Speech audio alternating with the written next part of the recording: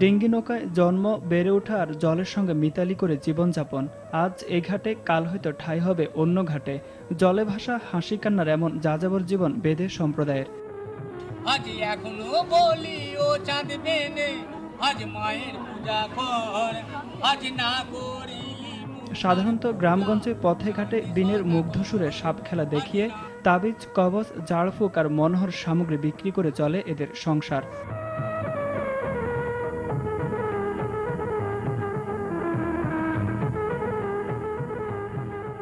বাংলাদেশের বেদে সম্প্রদায়ের একটি বড় অংশের বসবাস সাভারের পোড়াবাড়ি এলাকায়। এদের জীবনমান উন্নয়ন এবং সমাজের মূলধারার সঙ্গে এই জনগোষ্ঠীকে যুক্ত করতে প্রায় 2 বছর আগ থেকে কাজ শুরু করেন ঢাকা জেলার সাবেক পুলিশ সুপার ও পুলিশের বর্তমান অতিরিক্ত ডিআইজি হাবিবুর রহমান।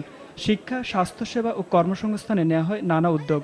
এর অংশ হিসেবে বাল্যবিয়ে প্রতিরোধে আয়োজন করা হয় প্রাপ্তবয়স্ক 6 বেদে বেদিনীর বিয়ে। জাঁকজমকপূর্ণ এমন আয়োজনে মহাখুশি এখানকার বাসিন্দারা। আগে ছোটবেলা বিয়ে ছিল আমরা বুঝি না, এখন আমাদের মেয়েদের 18 বছর কালে বিয়ে হয়েছে, আমরা অনেক খুশি।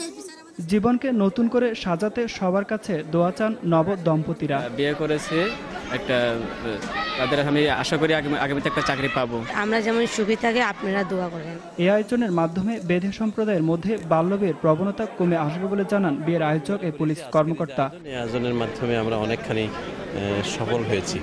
এই এলাকায় পুরো যে পল্লী 3টি বা 4টি গ্রাম নিয়ে যে বেদে পল্লী, সেই বেদে পল্লীর সবাই কিন্তু এখানে আজকে হাজির আছে এবং তারা জানছে, বুঝছে যে বাল্য বিবাহ এটি একটি খারাপ জিনিস। 18 বছর বয়স হলে বিবাহ দেওয়া উচিত, সেটি যেমন একটি, তার পাশে এটিও যে সমাজের শীর্ষস্থানীয় ব্যক্তিবর্গ তাদের সাথে রয়েছে, তারা ছোট কেউ না, এটিও তারা বুঝতে শিখছে। বিয়েতে অংশ নেয় বিশিষ্টজনরা বললেন, নারী পুরুষের সমান অধিকার প্রতিষ্ঠা ও নারীর ক্ষমতায়নের অগ্রগতির উদাহরণ হবে এটি। বাল্যবিবাহ প্রতিরোধ এবং নারীর ক্ষমতায়ন, যার জন্য আমাদের মাননীয় প্রধানমন্ত্রী পুরস্কার পেয়েছেন জাতিসংঘের, সেটা আরও সফলভাবে প্রচার প্রসার এবং বাস্তবায়িত হবে। সামাজিক একটা পরিবর্তন বলতে গেলে বেদে পল্লীকে সে এত চেঞ্জ করে দিয়েছে। এদের জন্য শিক্ষা, কর্মসংস্থান, এই দুইটা দরকার।